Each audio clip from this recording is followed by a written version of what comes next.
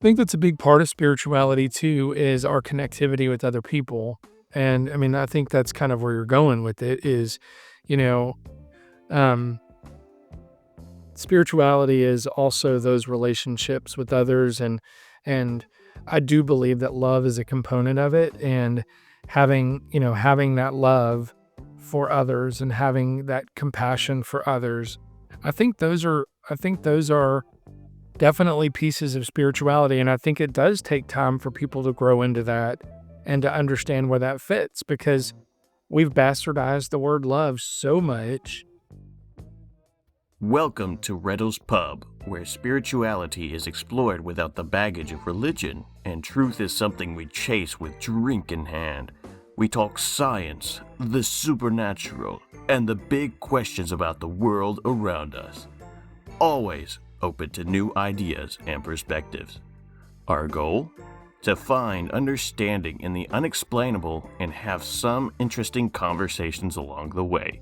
No dogma, no boundaries, just a couple of seekers and some interesting guests digging into the uncharted territory of the unknown. Grab a drink, sit back, and join us. You know, I had someone the other day, I won't say who it was, but they basically told me I was too emotional because it was at work and someone had done something to my team, and I probably went a little bit overboard with my reaction to it, to the point that I escalated it pretty good and quick. And I probably shouldn't have after the fact, but I did. And then I was accused of being too emotional. You know, you're too close to your team. You know, you care too much. And I'm like, yeah, well, you don't care enough. And I'm not changing. Because I like who I am right now. And I don't give a fuck if you don't like who I am right now. Your opinion of me doesn't pay my bills or none of that shit. Now, I can get along with you, but I don't give a shit what you think of me. This person specifically. You know, it was kind of like, used to, like 5 years ago, that would have really bothered me that this person said that. But now I'm like, and? You know, yes, and? Is that what the... Okay, I don't give a shit. This is who I am. And I kind of like who I am these days. You know, I find myself becoming more and more... And I hate saying this shit because it's just because of the way I am. But, you know, I find myself becoming more and more loving to people. You know, even the people that I don't particularly... Like, even the person who said that, I'm like, you know what, you can say that, but I don't give a shit. But I hope you're okay. You know what I mean? And I meant that, and I didn't say that out loud, but I mean that. I hope this person has the best life ever. You know, just because you hate me or don't like the way I do something, that's your problem, not mine. And I hope you get over that at some point. You know, I hope you come to a point that you realize that caring for people too much is not right. There's no such thing. There's no such thing as caring for people too much. If you don't open up, and this is coming from a guy that was closed off to every fucking body, you know, my whole life, like, I didn't let people in, period. Like, even the people that I was close to didn't really know who I was because I wasn't gonna be open. Like, and here I am in front of a camera saying this shit out loud. I would have never done this 5 years ago. I'd have been like, fuck this. I'm not saying shit. I don't care about you. I don't care about nobody else. I just care about me and mine. And mine is a small group of people. Let's just put it that way. It's me and my family. That's just about it. You know, and it wasn't like I hated everybody. You open your heart, you let folks in, and they fuck with you, and then it's over with, right? Then it's painful, and it hurts, and it does. But now I'm like, you know what? Relationships are messy. If you can't deal with it when they're, you know, I think I realized that I quit taking some of that shit personally. Sometimes I still do. Sometimes I'm like, you know, okay, well, that's offensive. But at the same time, I'm like, I can't take that personal because if I'm doing something and it triggers you, that's probably something that you went through that I'm just pushing on. Not intentionally, but maybe that's something that causes you to look inward. And if you're not willing to look inward as to what causes that, that's not my problem. I can't change you. Right? I can't change you. I can say whatever I need to say, but I can only change me. I don't know. I'm took a tangent. I don't even know where I was going with that. But No, I think it's good. I think that's a big part of spirituality too, is our connectivity with other people. And I mean, I think that's kind of where you're going with it is, you know, spirituality is also those relationships with others, and I do believe that love is a component of it, and having that love for others and having that compassion for others.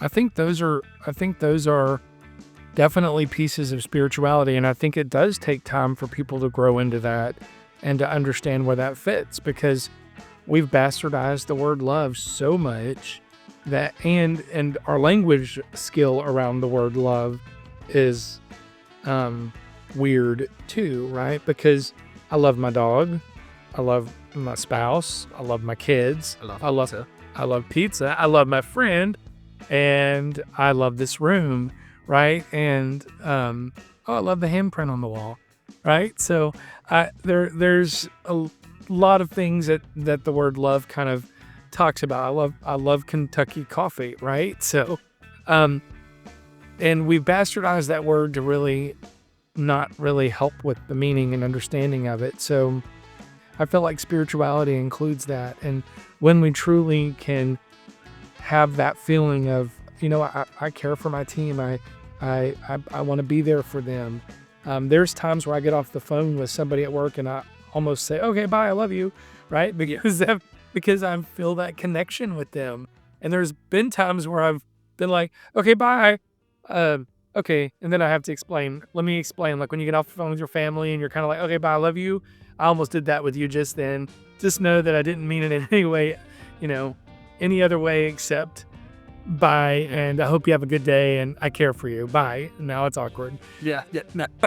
It's like that joke that you got to explain. It just kind of doesn't work. It doesn't work. But in fact, I had a girl. She doesn't work for me now, but she was in my office, and she's one of these people that she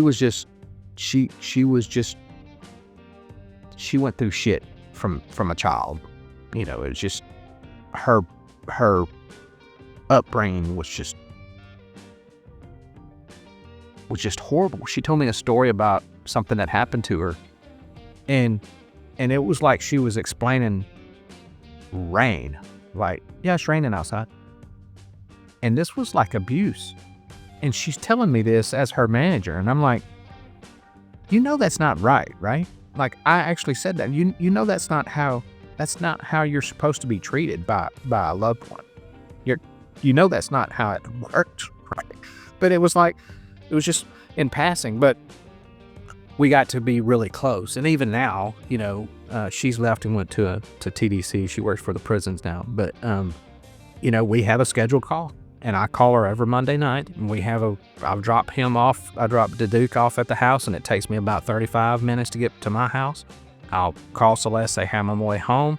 And then as soon as I hang up with Celeste, I call Alexis, and we talk for 30 minutes, and we catch up on how what her week was. She asked me how my week was. If she's had a rough time, I'll talk her through it. And if I've had a rough time, we'll talk, it's just kind of, we've kept contact. But she left my office one day and she's like, okay, I'll talk to you later. Love you. And it was that same, like, and then she hurried up, went to the door. I think it embarrassed her a little bit because she was like, oh, yeah, But, I think she really meant it. You know what I mean? Yeah. I think it was, she sees me as family. And so, I see her as family now.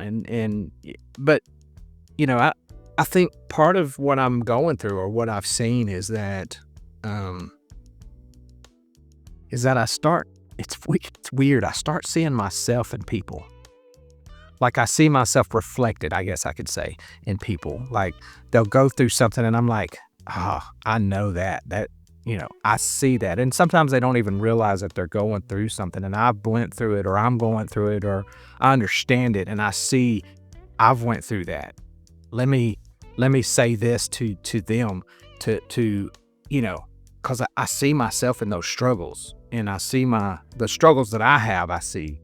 And I think that's part of it, is when we start, part of it is we lose the identity of self. and we start seeing ourselves as a community where I see your pain and it reminds me of my own pain. So how can I be mad at you? Even if you're coming at me in a negative way, I see that pain. I see my reaction to that. You know, I said this is the way I would have reacted, the same way that person reacted. So two things. One, did I say it incorrectly, or should I have said it better? And two, if I did say it in the most innocuous way and it came across that way, then I'm seeing, oh, there's something there, and I see it. And let me take that on. Not that it's my problem and not theirs. It's just I see that, you know, and I see myself in them. And I think sometimes when you look at the words of Jesus, you know, love others as you love yourself. Well, you don't know how to love others until you love yourself. Yeah. You know, you can't help others until you look at yourself and realize, oh, I see. And that's the way I took that, or I take that now, is I can't love you until I love myself. Otherwise, it's just kind of this fake shit, because I really don't know. And so You can't give something you don't have. yeah, it changes the way I see people. And I'll be the first one to say I got some folks that I can't stand and I don't want to be around. You know, maybe that's because they remind me of myself too much. Maybe, I don't know. But at the same time, I just stay away.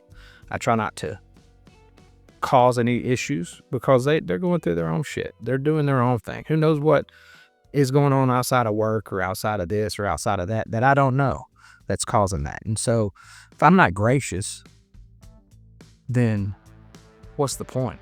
You know, I listened to a guy, I'll probably throw in a TikTok video here in the podcast, but I mean, this dude was a preacher, you know, behind a pulpit preacher. And I don't even know why he showed up on my TikTok. I was flipping through there, and maybe it's just because sometimes Christian stuff still appeals. Algorithms. And this guy was saying, you know, an apple tree doesn't eat apples. And that caught my attention immediately. What? I mean, it's true, but that's kind of weird. That kind of threw me off. And Yeah. he said, a little abstract. I'm probably getting this a little bit, because it won't be exact. But he said, you know, a plum tree doesn't eat its own plums. And I'm like, I mean, yeah, that's true. And I'm like, well, where's he going with this? I know where he's going. And he was like, but they produce the fruit for the passerby who walks by hungry, to be able to reach up and pluck a plum or pluck an apple or an orange or whatever the case may be. And so his whole point is that the fruit that we produce is not for us, it's for others.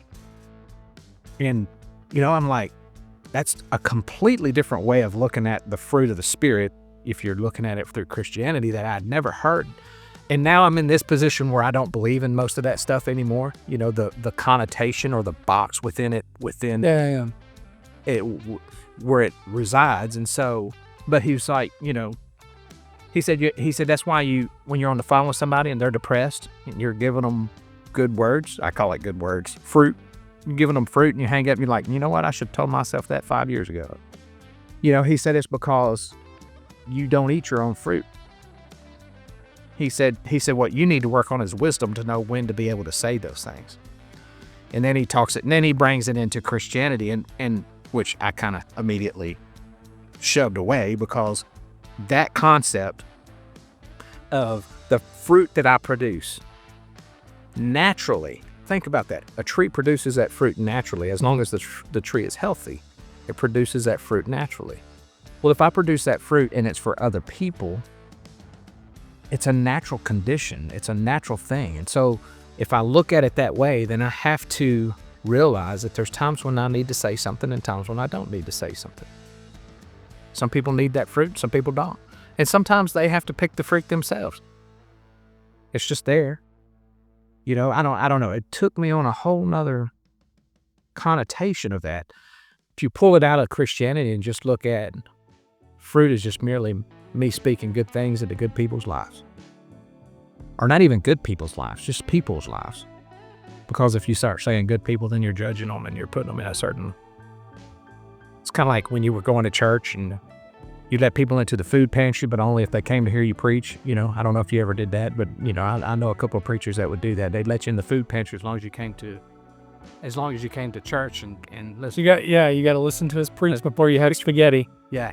When you want to eat, you got to hear some word, you know, I don't want to do that either. I just want to give out and let it come back as it comes back, you know. Well, I'll say, as an example to what you're saying, even just sitting here and hearing you, and I'll use the words, but I want you to understand that the words I'm about to use, I don't like using, but even just listening to you talk here in the last 4 minutes or so, my heart's convicted because I have a situation that I am looking back on over the last couple of weeks, and I'm like, man, I could have done better there. And this is a great example of, and convicted is probably the wrong word, but because I'm trying so hard not to use the word, right? But you understand that word in a context that I mean it in too, is that my heart's pricked a little bit. Like, That was in my brain. The heart's pricked. That was what it pricked. My heart's pricked because I am recognizing, wow, I did this wrong. I could have been better. I could have done better. And how can I go back and make this better? Those things were going through my mind as you were sharing. And so I feel like this is a great example of exactly what we're trying to say, is that there are organic and natural ways of sharing spirituality, sharing those gifts, sharing those things, and being used, right, in different ways where it doesn't have to fit into a box. I like that phrase that you're using. It doesn't have to fit into a certain box, or even worse, I don't have to have a certain sleeve link to be used, or it's okay that you have tattoos and earrings and we're sitting here drinking bourbon and being used. And I think that's the beauty of like where this all is. And because you've actually, again, I hate the word, but ministered to me in this moment of where I now feel convicted and feel like, okay, I need to, number one, do better going forward. Number two, I need to figure out how to make the situation back there the last couple weeks right.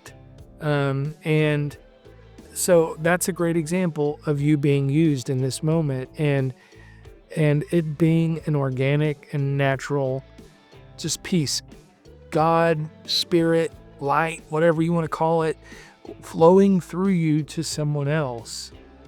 And that's pretty powerful. Yeah, I mean, and you didn't even realize you were doing it. no, I did feel, You felt it, that you did. but I figured it was for the camera, not for you. You thought maybe it was someone out there. Yeah, and it may be. I mean, who knows? I mean, it can be.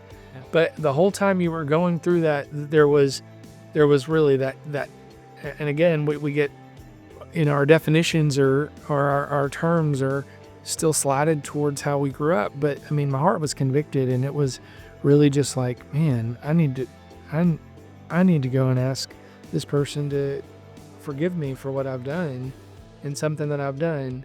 So an example of being used outside of the confines of what we grew up understanding being used. And to me, that is spirituality. So sitting down at the piano and playing out a melody and feeling that emotion that comes with that, that's spirituality. And I think that there's just so many avenues of it that we don't understand, but there are some that relate that I do understand. Well, it kind of kicks me off on this thought process. I can't remember who it was. I read it. It was a long time ago, but it was talking about, we finding the spirituality in the mundane as opposed to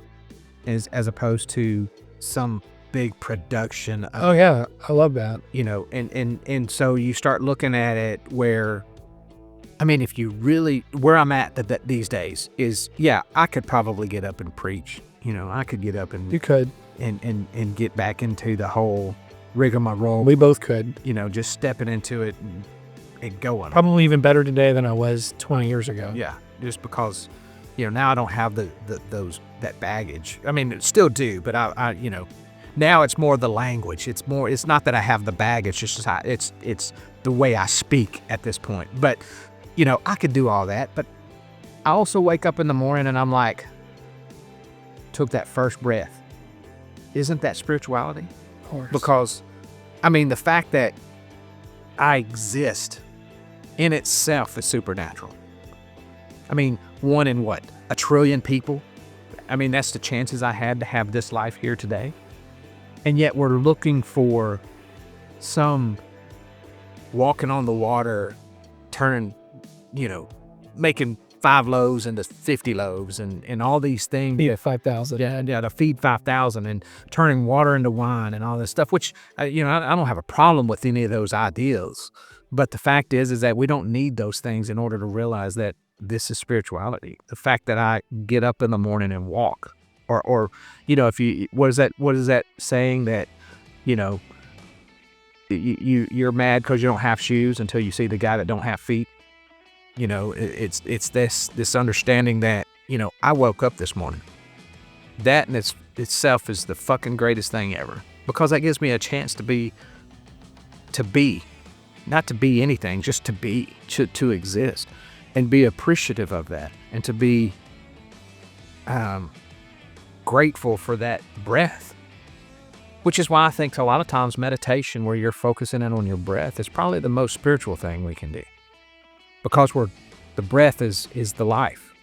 And we get breath from outside, from the oxygen, but it's the lungs that bring it in, and it's causes the oxygen, all the systems that's within your body. Is that not supernatural just in itself? Mm. And the fact that we're not amoebas in the ocean, we're actually thinking individuals. I don't know. It's the mundane that we forget. And all of a sudden we're going to a building 3 times a week to chase something that may or may not exist, or maybe it does exist, but then it only fits into that ideal, that box, those boundaries, those philosophical things. I don't know. I think we chase things so much that are unnecessary, and forget that, I've got a good friend in Billy. Is that not supernatural? Is that not spiritual? The fact that I exist now, and the chances of my existence are very small, along with Billy, who exists now, the chances of him existing are very small. Not only that, but we existed in the same time at the same place, and we're able to have this 20 years after we met each other, went through a whole fucking long journey that's 30. Shut up. Let's not go there, bro. I'm like, I think it was in the 90s, bro. Yep. Was it the early 90s? Yeah. So 30 years ago, we went through our own journeys all over the place. Never really, we knew each other through those times, but not really. We didn't keep in contact like we're good friends. I think that's what makes us good friends, is that we come together. When we come together, it's just like yesterday. It really is. It's like we never even missed each other. And you know what I mean? I still picture you in my head with hair, and I'm sure you get that. Yeah.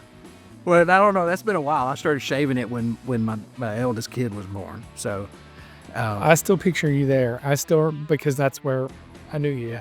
I hear your voice. I see your eyes. I talk to you. I still feel that. Hair. Yeah. Well, I wish I still felt that hair. Well, no, I'm just saying. I feel like it's the same. Anyway. We're Primarily. It's almost like people in the spiritual realm outside of Christianity talk about soul contracts. It's almost like our souls were meant to be combined in some way. But the uniqueness of our friendship, because back to it, 1 in a trillion.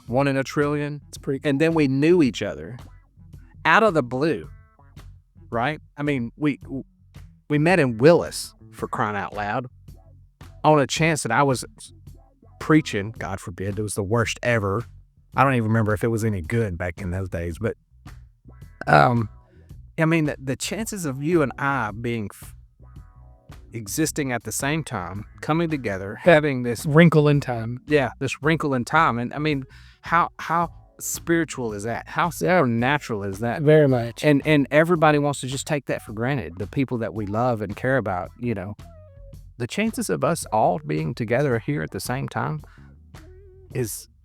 the chances are small. And pretty phenomenally small. Yeah.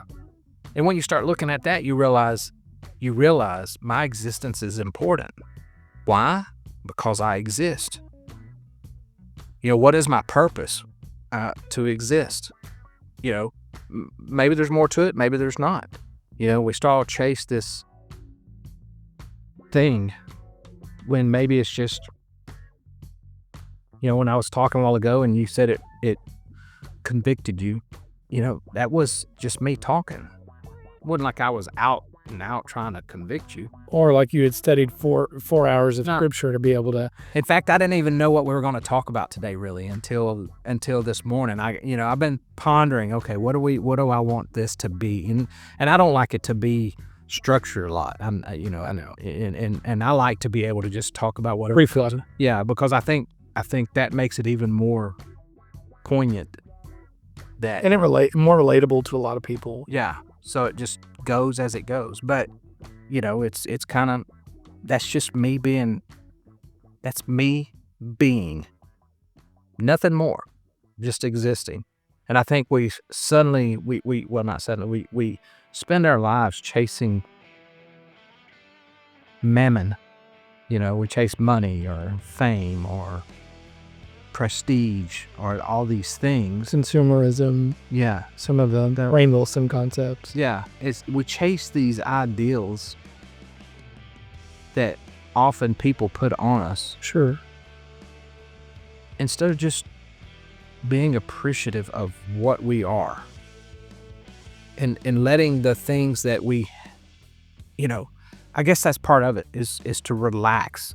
I think I've said it in the podcast before, but and I point to my tattoos because they mean things to me, but the idea of reincarnation allows me to relax into this incarnation, into this moment. I used to be so worried. Okay, I'm coming up on 50. I'm actually past 50 now, but shut up. I'm not. In this moment. At this moment, you're not. When this gets published, I will be.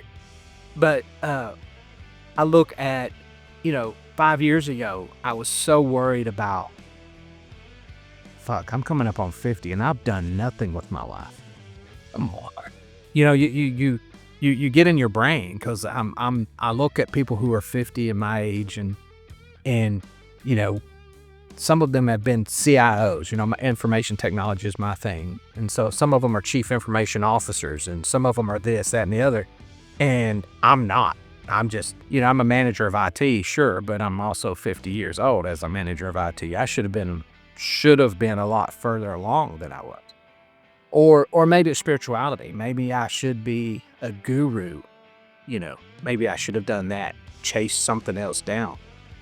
But then when you realize or when you believe, whether it's true or not, I can't prove, but reincarnation is something I believe in. When you start believing in that, you realize, I don't have to reach this pinnacle of this, because if I don't reach it now, maybe I'd reach it in the next lifetime or the next lifetime or and so you just relax into what you are and let it be, let it flow as it is what it is. And it's not that I don't go back every once in a while and be like, well, shit, what have I done in this life that's worth anything? I'm here. And maybe that's all it is. Yeah. Look across there. Oh, I know. That's pretty amazing. Yeah. And yeah, I mean, your legacy may be different than others, but it's still a legacy. And I think that's important to remember. I wanted to go back. I had, dude asked me about kind of I just had a reminder in my head of a win, like a time when I say the word win, W-H-E-N, not because everybody thinks I'm saying win, whatever. Anyway. So back when, I look back and I had a leader who I thought she was batshit crazy. She's a great woman. She and I later became very, very close friends. We've traveled out of the country together. We've done stuff together. She's amazing. But her spirituality is, in my mind, was way out. Today, I recognize that where I thought she was way here and I was way over here.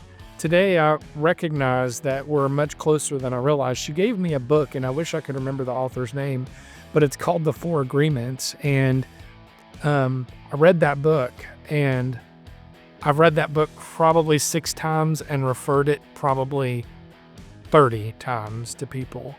And The Four Agreements is written by, I think, a Mayan, we would call him a Mayan minister, or, of that religion. Does it start with a C? His name is like Martin something, I want to say. I think I know what you're talking about. So the Four Agreements are amazing because they're very practical. They're very like, okay, number one, you do this, and it's just, and you go through each 4 of those, and they're amazing. It's a short read, so that's kind of nice too. It's not like you're reading, an Encyclopedia Britannica or Strong Concordance or anything. You're not reading War and Peace. You're reading a very 120-page book that's small and pages go quickly. You could read it on a 3-hour flight if you had to. My whole point is that I will say reading that book for the first time did start to evolve me to believing that there was more than just Christianity, and it's been over a decade ago. And so... Don Miguel Ruiz. Who? Don Miguel Ruiz. Yeah, thank you. Not Miguel. I mean, not Martin, it's Miguel. So, but thank you. Don Miguel Ruiz in the microphone, so everyone else can hear that. Great book. I recommend it, and I think it's I think it's an important, basic principles of how to be and how to live and how to give and how to love others. And I really believe that was kind of a time stamp in my passport in this thing called life, of like how, and I do believe it was the beginning of an evolution for me. So I said I couldn't really remember back and couldn't think back, but as we were talking, I was reminded of that based off of something you were saying. So I wanted to bring that out.